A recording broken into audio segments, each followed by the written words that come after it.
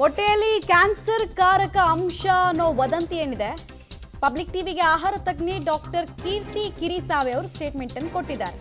ಮೊಟ್ಟೆ ತಿಂದರೆ ಕ್ಯಾನ್ಸರ್ ಬರುತ್ತೆ ಅನ್ನೋದು ತುಂಬಾ ತಪ್ಪು ಅಂತ ಅಭಿಪ್ರಾಯವನ್ನು ವ್ಯಕ್ತಪಡಿಸಿದ್ದಾರೆ. ಎಲ್ಲಾ ಮೊಟ್ಟೆಯಲ್ಲೂ ಕ್ಯಾನ್ಸರ್ ಕಾರಕ ಅಂಶ ಇರಲ್ಲ ಅನ್ನೋದನ್ನು ಹೇಳ್ತಿದ್ದಾರೆ. ರಿಸರ್ಚ್ ವರದಿ ಬಂದ ಬಳಿಕ ನಮಗೆ ಗೊತ್ತಾಗತ್ತೆ, ಜನ ಸದ್ಯಕ್ಕೆ ಆತಂಕ ಪಡೋದು ಬೇಡ ಅನ್ನೋದನ್ನ ಇವರು ಹೇಳ್ತಾ ಇದ್ದಾರೆ. ಆಹಾರ ತಜ್ಞೆ ಡಾಕ್ಟರ್ ಕೀರ್ತಿ ಕಿರಿಸಾವೆ ಅವರು ಕೊಟ್ಟಿರುವ ಸ್ಟೇಟ್ಮೆಂಟ್. ಮೊಟ್ಟೆ ಸೇವನೆಯಿಂದ ಕ್ಯಾನ್ಸರ್ ಬರುತ್ತೆ ಅನ್ನುವಂಥ ವದಂತಿ ಹಬ್ತಾ ಇರುವಂಥದ್ದು. ಹೀಗಾಗಿ ಸಾರ್ವಜನಿಕರು ಜನರು ಆತಂಕಕ್ಕೆ ಒಳಗಾಗಿದ್ದಾರೆ. ಹಾಗಿದ್ರೆ ಮೊಟ್ಟೆ ಸೇವನೆಯಿಂದ ನಿಜವಾಗ್ಲೂ ಕ್ಯಾನ್ಸರ್ ಬರುತ್ತಾ, ಮತ್ತು ಹೇಗಿರಬೇಕು, ಮೊಟ್ಟೆ ಸೇವನೆಯನ್ನು ಹೇಗೆ ಮಾಡಬೇಕು ಅನ್ನುವಂಥದ್ದು ಕೂಡ ಜನರಿಗೆ ತಿಳಿಸ್ಕೊಡ್ಲಿಕ್ಕೆ ನಮ್ಮ ಜೊತೆ ಈಗ ಆಹಾರ ತಜ್ಞರಾದಂಥ ಡಾಕ್ಟರ್ ಕೀರ್ತಿ ಗಿರಿಸಾವೆ ಅವರು ಮಾತಾಡ್ತೀನಿ. ಮೇಡಮ್ ನಮಸ್ತೆ. ಈ ಮೊಟ್ಟೆ ಸೇವನೆಯಿಂದಾಗಿ ಈ ಕ್ಯಾನ್ಸರ್ ಬರುತ್ತೆ ಅನ್ನೋಂಥ ವದಂತಿ ಹಬ್ಬಿದೆ. ಫಸ್ಟ್ ಅದ್ರ ಬಗ್ಗೆ ಏನು ಹೇಳ್ತೀರಾ? ಮೊಟ್ಟೆ ತಿಂದರೆ ಕ್ಯಾನ್ಸರ್ ಬರುತ್ತೆ ಅನ್ನೋದು ತಪ್ಪು. ಕ್ಯಾನ್ಸರ್ ಕಾರಕ ಅಂಶ ಮೊಟ್ಟೆನಲ್ಲಿ ಇದ್ದರೆ ಆ ಮೊಟ್ಟೆನ ನಾವು ಸೇವಿಸಿದ್ರೆ ಖಂಡಿತವಾಗೂ ಅದು ಹಾನಿಕಾರಕ. ಮೊಟ್ಟೆ ಅನ್ನೋದು ಒಂದು ಕಂಪ್ಲೀಟ್ ನ್ಯೂಟ್ರಿಷನ್. ಎಲ್ಲ ಮನುಷ್ಯನ ದೇಹಕ್ಕೆ ಪ್ರೋಟೀನ್ ಅಂಶ ಬೇಕು.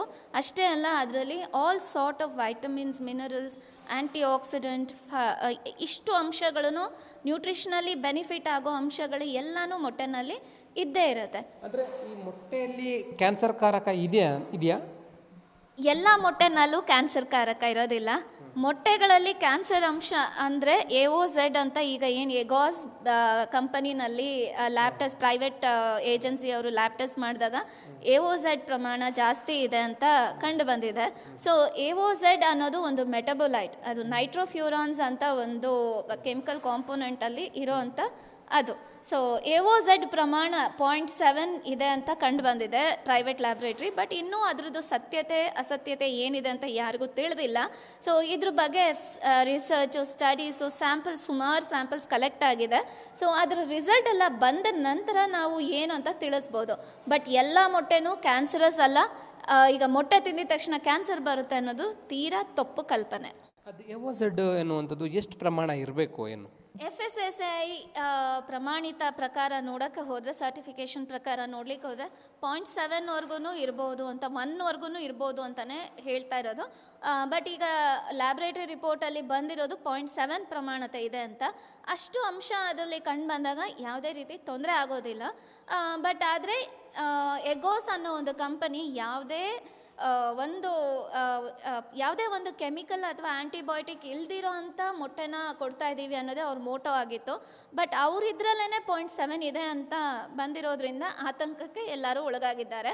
ಅಷ್ಟೇ ಹೊರತು ಈ AOZ ನಮ್ಮ ದೇಹಕ್ಕೆ ಸೇರ್ಪಡೆ ಆದರೆ ಅದು ಹಾನಿಕಾರಕ ಮತ್ತು ಅದು ಕ್ಯಾನ್ಸರ್ ತಂದೇ ತರುತ್ತೆ ಅಂತ ಯಾವುದೇ ರಿಸರ್ಚಲ್ಲೂ ಇನ್ನೂ ಪ್ರೂವ್ ಆಗಿಲ್ಲ.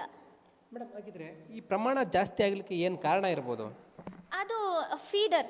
ಮತ್ತು ನಾವು ಏನು ಪೌಲ್ಟ್ರಿ ಫಾರ್ಮಲ್ಲಿ ಕೋಳಿಗಳಿಗೆ ಆಗಿರ್ಬೋದು, ಇಲ್ಲ ಕ್ಯಾಟಲ್ಸ್ಗೆ ಆಗಿರ್ಬೋದು, ಇಲ್ಲ ಯಾವುದೇ ಅನಿಮಲ್ ಲೈಫ್ ಸ್ಟಾಕ್ ಫಾರ್ಮಿಂಗ್ನಲ್ಲಿ ಅವಕ್ಕೆ ಕೊಡಬೇಕಾಗಿರೋ ಆಹಾರದಲ್ಲಿ ಆ್ಯಂಟಿಬಯೋಟಿಕ್ ಪ್ರಮಾಣತೆ ಹೆಚ್ಚು ಮಾಡಿ ಅದಕ್ಕೆ ಕೊಡಬಾರ್ದ ಆ್ಯಂಟಿಬಯೋಟಿಕ್ಸ್ನೆಲ್ಲ ಅದಕ್ಕೆ ಕೊಟ್ಟಾಗ ಖಂಡಿತವಾಗೂ ಈ ಥರ ಆ್ಯಂಟಿಬಯೋಟಿಕ್ ಪ್ರಮಾಣ ಹೆಚ್ಚಾದಾಗ ಅವ್ರ ಊಟದಲ್ಲಿ ಮೊಟ್ಟೆ ಅಥವಾ ಮಾಂಸ ಅಥವಾ ಯಾವುದೇ ಅನಿಮಲ್ ಪ್ರಾಡಕ್ಟ್ನಲ್ಲಿ ಈ ಥರ ಆ್ಯಂಟಿಬಯೋಟಿಕ್ ಪ್ರಮಾಣ ಹೆಚ್ಚಾಗೋ ಸಾಧ್ಯತೆ ಇದೆ. ಹಾಗಾದರೆ ಜನ ಈ ಮೊಟ್ಟೆ ಸೇವನೆಯಲ್ಲಿ ಯಾವ ರೀತಿ ಮುಂಜಾಗ್ರತೆಯನ್ನು ವಹಿಸಬೇಕು, ಹೇಗೆ ಮೇಡಮ್? ಹೆಚ್ಚು ಗೊತ್ತಿರೋ ಫಾರ್ಮ್ಸ್ಗಳಲ್ಲಿ ನೀವು ನಾಟಿ ಕೋಳಿ ಮೊಟ್ಟೆ ಅಥವಾ ಯಾವುದಾದ್ರೂ ಗೊತ್ತಿರೋ ಫಾರ್ಮ್ಸ್, ಅಷ್ಟೇ ಅಲ್ಲ ಗೊತ್ತಿರೋ ಫಾರ್ಮ್ಸ್ಗಿಂತ FSSAI ಮಾನ್ಯತೆ ಪಡೆದಿರೋ ಅಂಥ ಫಾರ್ಮ್ಸ್ಗಳಲ್ಲಿ ಬರುವಂಥ ನಾಟಿ ಕೋಳಿ ಮೊಟ್ಟೆ ಆಗಿರ್ಬೋದು, ಫಾರ್ಮ್ ಕೋಳಿ ಮೊಟ್ಟೆ ಆಗಿರ್ಬೋದು ಸೇವನೆ ಮಾಡ್ಬೋದು. ಬಟ್ ನಾವು ಮಾನ್ಯತೆ ಪಡೆದಿರೋವಂಥ ಫಾರ್ಮ್ಸ್ ಮತ್ತು FSSAI under life stock farming ಮಾಡ್ತಾ ಇರೋವಂಥ ಫಾರ್ಮ್ಗಳಲ್ಲಿ ನಾವು ಮೊಟ್ಟೆನ ತೊಗೊಳ್ಬೋದು. ಬೇಯಿಸುವ ವಿಚಾರದಲ್ಲಿ, ಮೊಟ್ಟೆ ಬೇಯಿಸುವ ವಿಚಾರದಲ್ಲಿ ಹೇಗಿರಬೇಕು? ಮೊಟ್ಟೆ ನೀವು ಹಳೆ ಮೊಟ್ಟೆ ಆದರೆ ಖಂಡಿತ ಅದು ಮೊಟ್ಟೆ ನೀರಿಗೆ ಹಾಕಿದಾಗ ತೇಲುತ್ತೆ. ಸೊ ಅಂಥ ತೇಲೋ ಅಂಥ ಮೊಟ್ಟೆನ ಅವಾಯ್ಡ್ ಮಾಡೋದು ತುಂಬ ಉತ್ತಮ. ನೀರೊಳಗಡೆ ಸಿಂಕ್ ಆಗೋ ಮೊಟ್ಟೆ ನೀವು ಉಪಯೋಗಿಸ್ಬೋದು.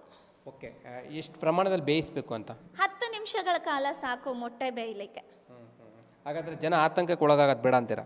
ಅವಶ್ಯವಾಗಿ ಬೇಡ. ಎಸ್, ಇದು ಡಾಕ್ಟರ್ ಕೀರ್ತಿ ಕಿರಿಸಾವಿ ಅವರು ಹೇಳ್ತಾ ಇರತಕ್ಕಂಥದ್ದು. ಪ್ರಮುಖವಾಗಿ ಈ FSSAIಯಿಂದ ಮಾನ್ಯತೆ ಪಡೆದಿರತಕ್ಕಂತಹ ಮೊಟ್ಟೆಗಳನ್ನು ಖರೀದಿ ಮಾಡಬೇಕಾಗತ್ತೆ. ಆ ಪೌಲ್ಟ್ರಿಗಳು ಇರ್ಬೋದು, ಅದನ್ನು ಮಾನ್ಯತೆ ಪಡೆದಂಥವ್ರನ್ನ ಖರೀದಿ ಮಾಡಬೇಕಾಗತ್ತೆ. ಮತ್ತು ಬೇಯಿಸುವ ವಿಚಾರದಲ್ಲಿ ಮತ್ತು ಯಾವ ರೀತಿಯಾಗಿ ಸೇವನೆ ಮಾಡಬೇಕು ಎನ್ನುವಂಥದ್ದನ್ನು ಕೂಡ ತಿಳಿಸ್ಕೊಡ್ತಾ ಇದ್ದಾರೆ. ಆದರೆ ಯಾರೂ ಕೂಡ ಆತಂಕಕ್ಕೆ ಒಳಗಾಗೋದು ಬೇಡ. ಈಗಾಗಲೇ ಏನು ಇನ್ನೂ ಕೂಡ ಅದು ಕ್ಯಾನ್ಸರ್ ಬರುತ್ತೆ ಅನ್ನುವಂಥದ್ದು ಕೂಡ ಪ್ರೂವ್ ಆಗಿಲ್ಲ, ಆತಂಕ ಪಡೋದು ಬೇಡ ಎನ್ನುವಂಥ ಮಾತನ್ನು ಹೇಳ್ತಾ ಇದ್ದಾರೆ. ಕ್ಯಾಮ್ರಾ ಪರ್ಸನ್ ವಿನಯ್ ಜೊತೆ ಲೋಕೇಶ್ ಕೊಡಗದಲ್ಲ, ಪಬ್ಲಿಕ್ ಟಿವಿ, ಬೆಂಗಳೂರು.